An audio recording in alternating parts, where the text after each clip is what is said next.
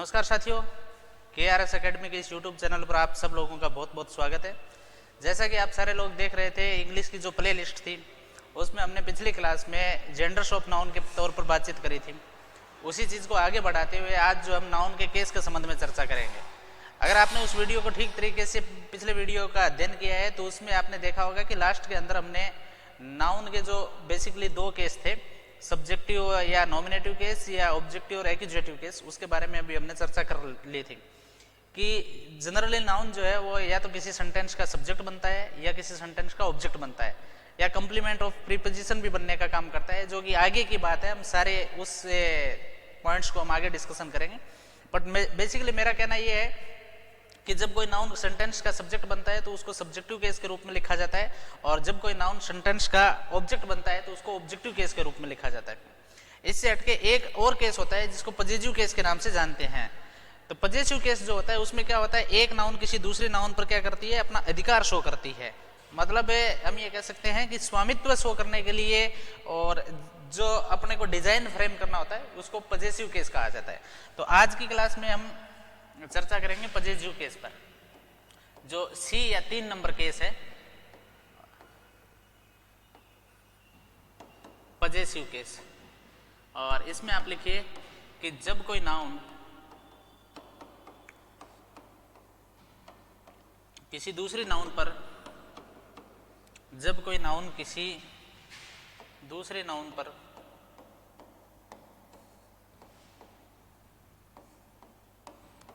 अपना अधिकार शो करती है, अपना अधिकार शो करती है, या हम यूं कह सकते हैं कि अपना जो स्वामित्व दिखाती है,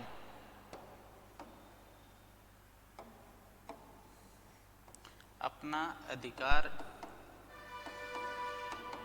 शो करती है या स्वामित्व दिखाती है,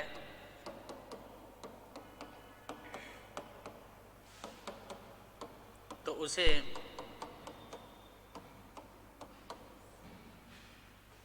पजेसिव केस कहा जाता है।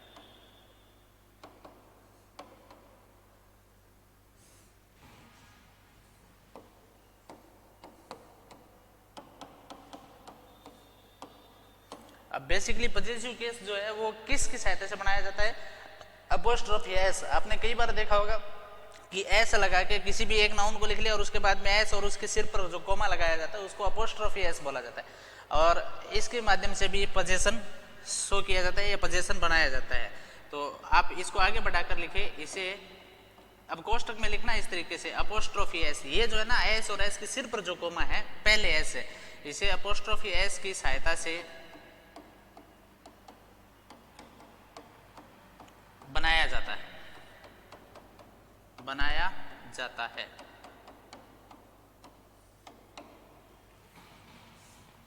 अब जैसे देखिए, एक बार के लिए आप राम की पुस्तक,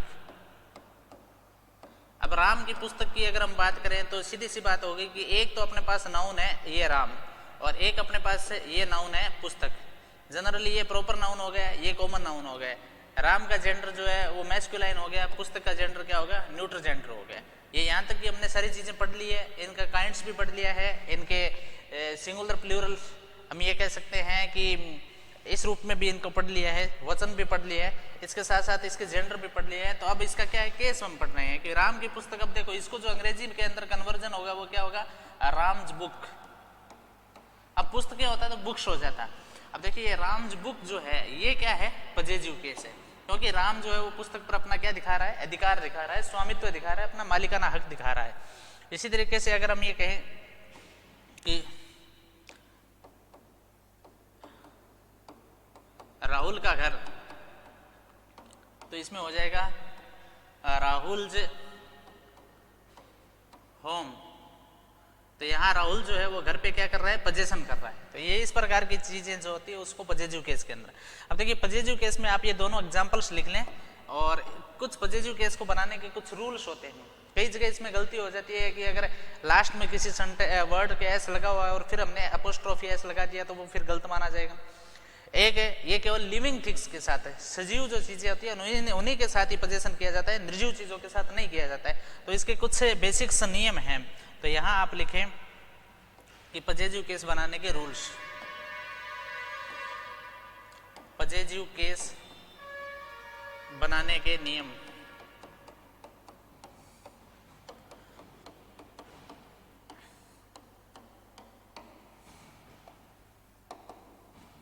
अब एक नंबर लिखिए कि जनरली लिविंग थिंग्स के साथ या लिविंग थिंग्स का या लिविंग नाउन्स जो होती है ना, लिविंग थिंग के साथ अपोस्ट्रोफी एस जोड़कर, लिविंग थिंग्स के साथ अपोस्ट्रोफी एस जोड़कर पजेजिव केस बनाया जाता है, पजेजिव केस बनाया जाता है। अब इसका थोड़ा सा आप देखिए कि ये क्या मतलब हो गया कि जनरली लिविंग थिंग्स के साथ, इसका मतलब है अगर आप ये कहोगे कि कमरे का कलर, अब रूम जो है ना, रूम अपने आप में नॉन लिविंग हो गया, कमरे का कलर, तो रूम कलर आप नहीं देख सकते। नॉन लिविंग के साथ ऐसा नहीं हो सकता है, केवल किसके साथ हो सकता है, लिविंग थिंग्स के साथ होता है। तो लिविंग थिंग्स के साथ जैसे हम 3-4 एग्जांपल्स लिखते हैं कि कविता का प्रदर्शन,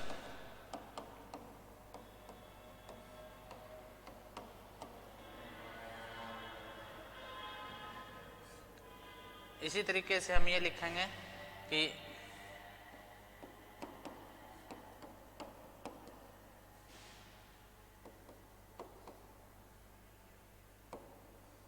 सचिन का बिजनेस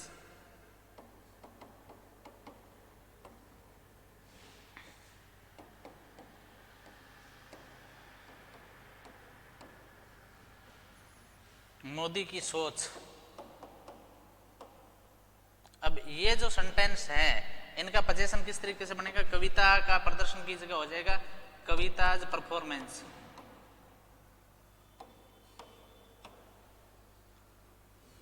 इसी तरीके से सचिन का व्यवसाय है सचिन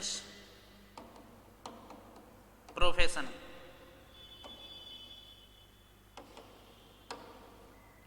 मोदी की सोच मोडीज थिंकिंग,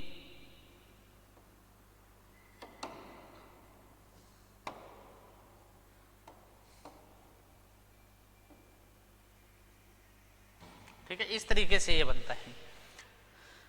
अब दूसरा रूल ये है कि अगर किसी नाउन के अंत में एस है, अब नाउन के अंत में एस कब होता है, नाउन के अंत में एस जब होता है जब हम उस नाउन को क्या बनाते हैं, प्लूरल फॉर्म में लेके जाते हैं। जैसे आपने ये कहा कि स्टूडेंट, तो स्टूडेंट का क्या हो गया, स्टूडेंट्स हो गया। अब विद्यार्थी तक तो स्टूडेंट के साथ अपोस्ट्रोफी एस लग जाता, लेकिन स्टूडेंट्स जब हो गया तो फिर वहां अपोस्ट्रोफी एस नहीं लगेगा। तो यहां जो है वो रूल नंबर 2 लिख लीजिए आप, 2 नंबर लिखिए कि यदि किसी नाउन के अंत में एस है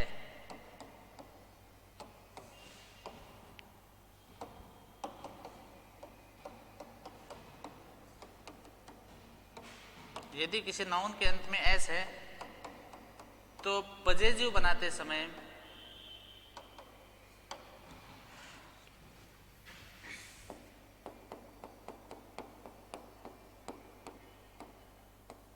केवल कोमा लगता है, अपोस्ट्रोफी एस नहीं लगता, केवल कोमा लगता है, अपोस्ट्रोफी एस नहीं लगता।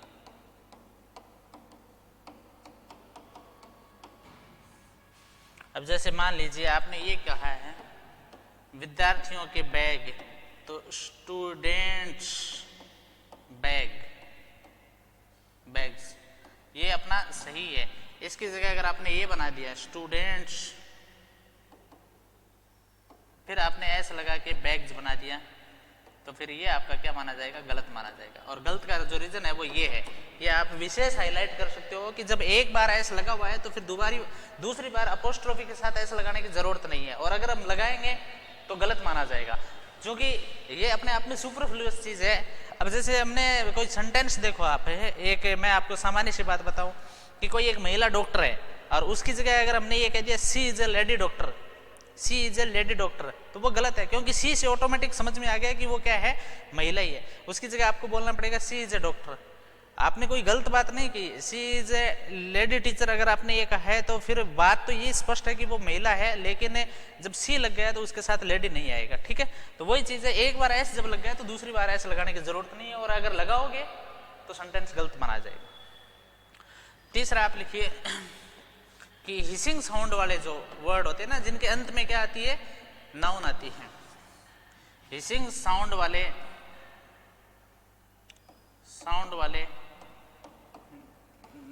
नाउन के साथ भी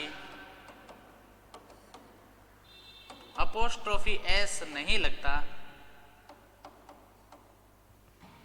हिसिंग साउंड वाले नाउन के साथ भी अपोस्ट्रोफी एस नहीं लगता, चाहे वो एक वचन क्यों ना हो, चाहे वो सिंगुलर ही क्यों ना हो।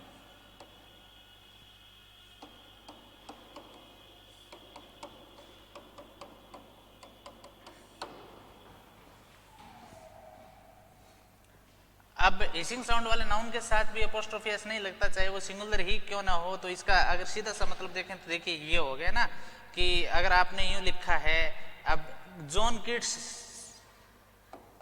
ये जॉन किट्स विद्वान का नाम है, किट्स पोइम तो केवल आपको कोमा लगाना है।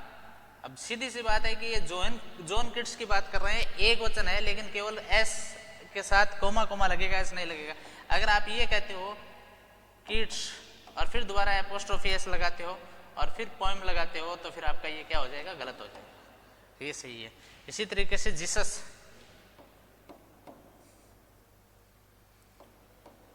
ब्लेस, अगर आप ये कहते हो कि जीसस का आशीर्वाद, तो देखिए ये एक एस है और दूसरा एस आपने लगा दिया, तो ये गलत है।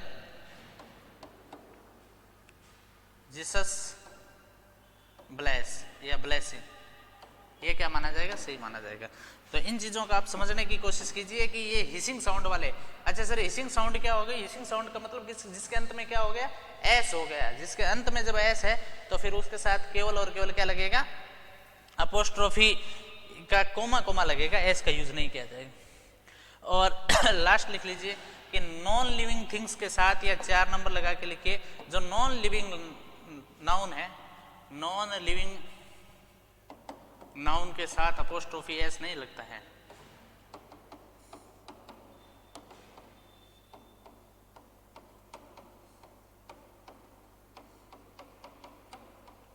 उसके साथ केवल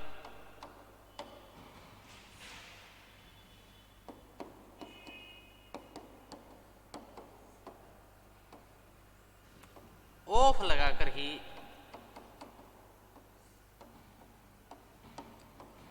पजेसिव केस बनाया जा सकता है, लेकिन फिर उसको पजेसिव केस नहीं माना जाएगा।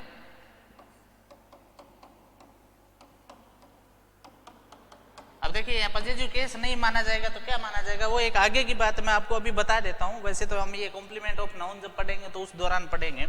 अब जैसे आपने ये दिया ना, कलर ऑफ रूम, कमरे का रंग, कलर ऑफ रूम, तो फिर आप इसको पोजीशन नहीं कह सकते। ये जो है ये क्या है, इस ऑफ है, ये प्रीपोजिशन है, और प्रीपोजिशन का क्या है, कॉम्प्लीमेंट है, पूरक है। अगर मान लीजिए आपने केवल कलर ऑफ इतना लिख के छोड़ दिया, रूम आपने नहीं लिखा है, तो फिर ये सेंटेंस है अपने आप में क्या रह गया, अधूरा रह गया। तो इस सेंटेंस को बढ़ाने के लिए यहाँ आपको कोई न कोई शब्द तो देना पड़ेगा। भी कलर ऑफ, इसके बाद में आपने कुछ नहीं लिखा है तो फिर ये सेंटेंस अधूरा है। सेंटेंस को कंप्लीट करने के लिए आपको क्या बनाना पड़ेगा, कोई न कोई सेंटेंस बनाना पड़ेगा। सेंटेंस जब आप बनाओगे तो उस कंडीशन में क्या हो जाएगा, आपको कोई न कोई नाउन देनी पड़ेगी, और उस दशा में फिर वो पोजेशन नहीं होगी, वो ऑब्जेक्टिव केस में आ जाता है। कलर ऑफ रूम की अगर हम बात करें तो ये जो नाउन है ये कॉम्प्लीमेंट ऑफ प्रीपोजिशन हो जाएगा।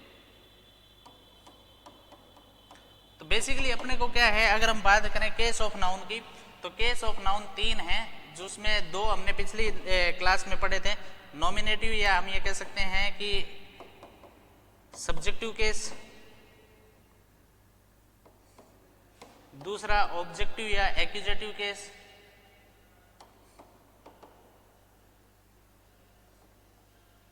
और तीसरा जो है वो है पजेसिव केस। पजेसिव केस तो यहाँ तक अगर हम बात करें तो नाउन का जो पूरा पाठ्यक्रम है वो क्या हो गया, कंप्लीट हो गया। एक बार के लिए देखिए, अगर हम आज तक की बात करें तो नाउन के संदर्भ में हमने ये चीजें पढ़ी हैं। नाउन की बात करें तो सबसे पहले हमने नाउन का क्या पढ़ा था, इंट्रोडक्शन पढ़ा था।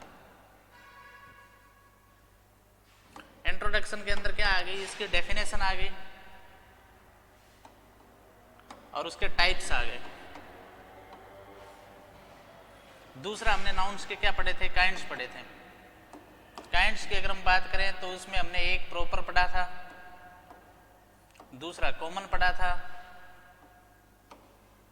तीसरा कलेक्टिव पढ़ा था, चौथा एब्स्ट्रैक्ट पढ़ा था, और एब्स्ट्रैक्ट के साथ साथ हमने कौन सी नाउन पढ़ी थी, मटेरियल नाउन पढ़ी थी। ठीक है, इसके साथ साथ अगर हम बात करें तो अगला जो इसका फेज है, अगला जो इसका प्रकार है वो अपना क्या है, अगला इसका प्रकार है जिसमें हमने नाउन के क्या पढ़े थे, नंबर पढ़े थे। तो उसमें एक तो सिंगुलर था और दूसरा जो था वो क्या था, प्लूरल था। सिंगुलर और प्लूरल के बारे में पढ़ा। ये पाठ्यक्रम अपने आप में बड़ा था कि सिंगुलर से प्लूरल में कन्वर्जन किस रूप में होता है, वो चीज हमने पढ़ी थी, कन्वर्ट करने का मेथड क्या होता है। और उसके बाद में हमने पढ़े थे केस। और केस की बात करें तो नाउन के कौन कौन से केस होते हैं, नाउन के सब्जेक्टिव केस पढ़ा है हमने कि जो सब्जेक्ट बनने का काम करती है सब्जेक्टिव, इसका दूसरा नाम जो है वो क्या है, नॉमिनेटिव केस है। इसके साथ साथ हमने क्या पढ़ा था, ऑब्जेक्टिव केस पढ़ा था, और ऑब्जेक्टिव केस को क्या बोला जाता है, एक्यूजेटिव केस बोला जाता है। ऑब्जेक्टिव केस को एक्यूजेटिव। और आज जो हम पढ़ रहे हैं वो क्या है, पजेसिव केस पढ़ रहे हैं। और पजेसिव केस के बनाने के अपने आप में नियम्स होते हैं। तो वो कितने रूल्स हमने पढ़े हैं, 4 रूल पढ़े हैं कि बेसिकली अपोस्ट्रोफी एस लगा के बनाया जाता है। दूसरा हमने ये पढ़ा है कि अगर कोई प्लूरल है और उसके अंत में एस बचा है तो उसके साथ अपोस्ट्रोफी एस लगाने की जरूरत नहीं है, केवल कोमा कोमा लगेगा। उसके बाद में मैंने पढ़ा है कि हिसिंग साउंड वाले जो है उनके साथ भी अपोस्ट्रोफी एस नहीं लगाया जाता, केवल कोमा लगता है। और जो नॉन लिविंग थिंग्स होती है उनके साथ हम अपोस्ट्रोफी एस का यूज करके पजेसिव केस नहीं बना सकते या पजेशन शो नहीं कर सकते हैं। ठीक है, ये सारी चीजें हमने पढ़ी है। अब देखिए हम एक सेंटेंस ले रहे हैं और उस सेंटेंस को लेने के बाद में अब तक जो हमने नाउन का नॉलेज लिया है उस नॉलेज को इंप्लीमेंट करने का काम करेंगे, उसको लागू करने का काम करेंगे कि क्या वास्तव में आज तक की जो हमने क्लास पढ़ी है उस क्लास से नाउन के बारे की जो अपने हम ये कह सकते हैं कि जो निर्धारित इंफॉर्मेशन है, निर्धारित सूचनाएं, क्या हम उसके बारे में जानते हैं या नहीं जानते। ठीक है, तो उसके लिए देखिए मैं एक सेंटेंस दे रहा हूं आपको और साथ साथ में हम उसका डिस्कशन भी करेंगे उस सेंटेंस का। जैसे सेंटेंस अपने यह है, Kavita is giving books to students.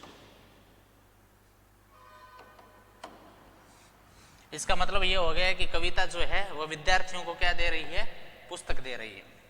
अब देखिए इस सेंटेंस के बारे में अगर हम अधिकतम कोशिश करें तो क्या क्या हम जान सकते हैं। सबसे पहले देखिए इज प्लस आईएनजी को देख के हम इस सेंटेंस का क्या मान सकते हैं कि ये प्रेजेंट कॉन्टिन्यूज टेंस है। हालांकि अभी तक हमने टेंस नहीं पढ़े हैं, जब टेंस आगे पढ़ेंगे उस दौरान हम डिस्कशन करेंगे। तो पहली बात तो ये होगी कि ये कौन सा टेंस है, प्रेजेंट कॉन्टिन्यूस, और उसकी जो विशेषता है या उसकी जो पहचान है वो क्या है कि इजारम के साथ वर्ब की फर्स्ट फॉर्म और आईएनजी का यूज किया जाता है। अब अगर हम इस बात को करें कि सब्जेक्ट कौन है इसका, तो सब्जेक्ट कौन है, ये कविता है। तो कविता इससे का सब्जेक्ट बनने की काम कर रही है। दूसरी बात, अंग्रेजी भाषा के सेंटेंस का सब्जेक्ट बनने की अथॉरिटी या सब्जेक्ट बनने का काम या तो नाउन कर सकती है या प्रोनाउन कर सकता है। तीसरा कोई शब्द हो ही नहीं सकता, कोई पार्ट ऑफ स्पीच हो ही नहीं सकता कि जो सब्जेक्ट या ऑब्जेक्ट बनने का काम करे। तो अभी तक हमने प्रोनाउन पढ़ा नहीं है, तो सीधी सी बात है कि कविता क्या है, नाउन है। तो 2 नंबर चीज ये होगी, कविता नाउन है। अब नाउन हो गई तो नाउन होते ही अपने को कई सारी सूचनाएं देनी पड़ेगी कि ये नाउन है तो कौन सी नाउन है, क्योंकि कविता किसी व्यक्ति का नाम है तो इस वजह से ये कौन सी नाउन है, पर्सनल प्रॉपर नाउन है, सॉरी।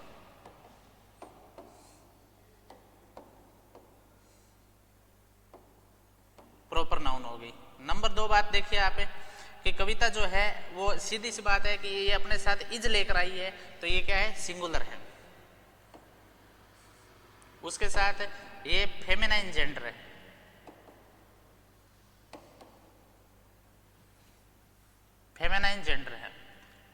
यहाँ ये सब्जेक्ट बनने का काम कर रही है, तो कौन से केस में? सब्जेक्टिव केस में। अब देखिए, एक वर्ड्स के बारे में अगर हमने ठीक तरीके से नाउन पढ़ी है तो हम इतनी इंफॉर्मेशन दे सकते हैं, शायद आपने सोचा भी नहीं होगा कि अंग्रेजी के बारे में इतनी गहराई से भी पढ़ा जा सकता है। क्या एक जो सेंटेंस है उसका कंप्लीट हम ये कह सकते हैं, एक वर्ड जो है उसका पूरा का पूरा पोस्टमार्टम कर दिया। ठीक है, अब ये जो इज है वो हमारे सेंटेंस की क्या है? एचवी है, हेल्पिंग वर्ब है। ये जो आईएनजी है ये हमारे सेंटेंस की क्या है? एमवी है। और एमवी से ऑब्जेक्ट का पता किया जाता है। तो इससे आप सवाल पूछो व्हाट का, अगर आपका व्हाट का सवाल आता है, उत्तर मिलता है और वो क्या है? नॉन लिविंग मिलता है, निर्जीव मिलता है, तो वो आपके वाक्य का क्या होगा? डायरेक्ट ऑब्जेक्ट होगा। तो कविता क्या दे रही है? तो इसका मतलब कविता बुक्स दे रही है, तो बुक्स आपके वाक्य का क्या हो गया? ऑब्जेक्ट हो गया। और जैसे ये ऑब्जेक्ट हो गया तो कई सारी चीजें निकल के आएगी कि ऑब्जेक्ट बनने की अथॉरिटी किसके पास होती है? नाउन के पास होती है। तो फिर बताइए कि नाउन में ये कौन सा नाउन है? तो बुक्स जो है वो क्या हो गई? कॉमन नाउन होगी। बुक्स जो है वो न्यूट्रल जेंडर हो गया, मतलब नपुंसकलिंग है, ये तो आप भी जानते हो।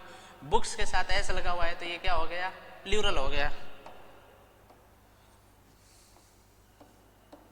प्लूरल। बुक्स के साथ अगर हम एक चीज और करें तो ये हो जाएगा कि बुक्स जो है वो प्लूरल के साथ साथ इसमें एक थिंकिंग और भी जाती है कि यहाँ ऑब्जेक्ट बनने का काम कर रही है। कौन से केस में आ गई? ये ऑब्जेक्टिव केस में आ गई, ऑब्जेक्टिव केस। अब इस मेन वर्ब से एक सवाल और पूछो, वूम किसे दे रही है? अगर आपके इस मेन वर्ब के वूम का कोई जवाब मिलता है और वो अगर आपका सजीव मिलता है तो वो क्या होता है? इनडायरेक्ट ऑब्जेक्ट होता है, आईओ, इनडायरेक्ट ऑब्जेक्ट। तो वूम किसे दे रही है? भाई कविता बुक्स दे रही है तो उत्तर मिलेगा किसे दे रही है? स्टूडेंट्स को। तो स्टूडेंट्स आपके वाक्य का क्या होगा? इनडायरेक्ट ऑब्जेक्ट है। अब ऑब्जेक्ट हो गया तो इसका मतलब ये पक्का नाउन है, क्योंकि प्रोनाउन तो अभी हमने पढ़े ही नहीं है, तो मैं प्रोनाउन की अप्रोच तक का तो काम ही नहीं करूंगा, केवल नाउन के संबंध में बातचीत करेंगे। तो ये अपनी क्या होगी? नाउन हो गई। अब नाउन हो गई तो फिर इसके बारे में कई सारी सूचनाएं अपने को देनी है कि कौन सी नाउन है, क्या है, किस तरीके से है।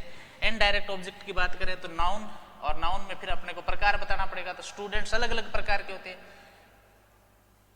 इंग्लिश मीडियम के स्टूडेंट्स, हिंदी मीडियम के स्टूडेंट्स, होशियार स्टूडेंट्स, कमजोर स्टूडेंट्स, छोटी क्लास के स्टूडेंट्स, बड़ी क्लास के स्टूडेंट्स, निजी स्कूलों के स्टूडेंट्स, सरकारी विद्यालयों के स्टूडेंट्स। तो स्टूडेंट्स अपने आप में स्टूडेंट्स ही होता है, तो ये कौन सी होगी? कॉमन नाउन होगी।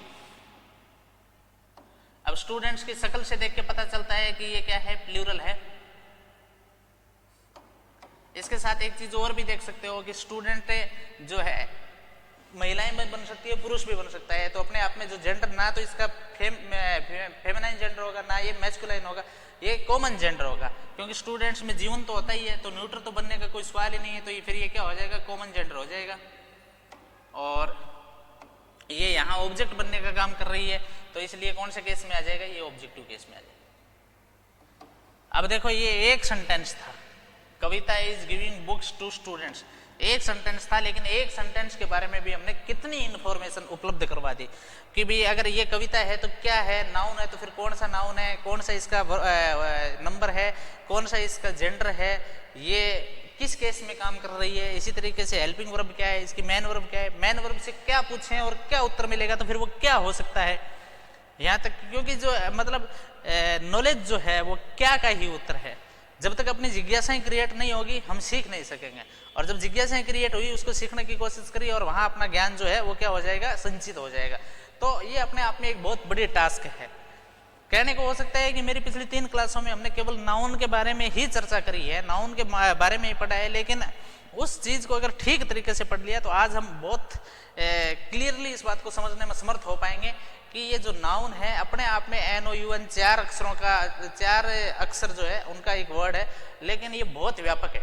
दुनिया की ऐसी कोई चीज नहीं है जो कि नाउन नहीं है।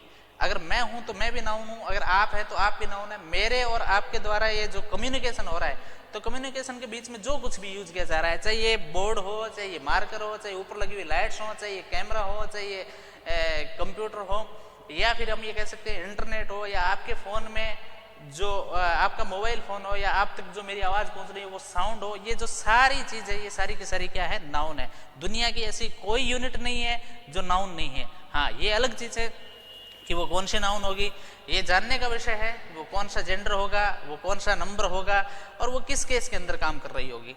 तो अगर हम बेसिकली बात करें तो नाउन के संबंध में जो सामान्य जानकारी अपने को किसी एक सामान्य कॉम्पिटिटिव एग्जाम के दृष्टिकोण से चाहिए थी, वो हमने पिछली 4 क्लास के अंदर आपके सामने शेयर कर दी है। हाँ, अब इसके क्वेश्चन किस रूप में पुटअप होते हैं, इसके प्रश्न किस रूप में पूछे जाएंगे, उन सारी चीज़ों पर डिस्कशन हम नेक्स्ट क्लास में करेंगे।